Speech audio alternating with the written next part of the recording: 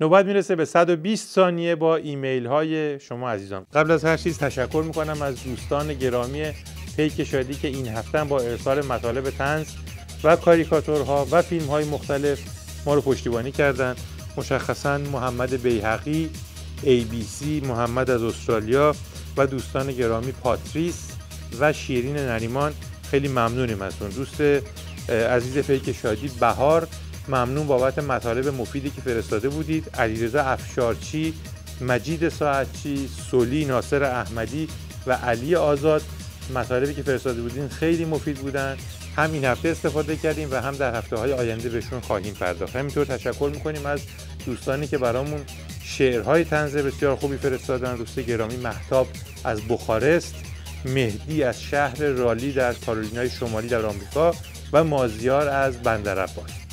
ابوالفضل اخباری، طنزهای ارسالیت عالی بودن، خیلی استفاده کردیم.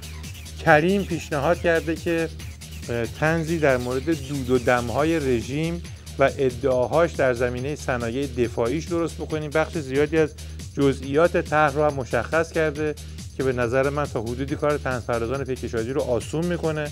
البته بعضیا معتقدن که سخت میکنه. به هر حال چشم در دستور کارمون قرار میدیم، به این موضوع هم میپردازیم. فریبرز ممتحن عکس‌های جالبی فرستاده، از جمله عکسی که ملاحظه میکنید. مسعود رهبر، خیلی ممنون از پیشنهادات خوبت در مورد غلبه بر پارازیت و فیلترینگ. با قسمت فنی سیمای آزادی در میون گذاشتیم که دنبال میکنن.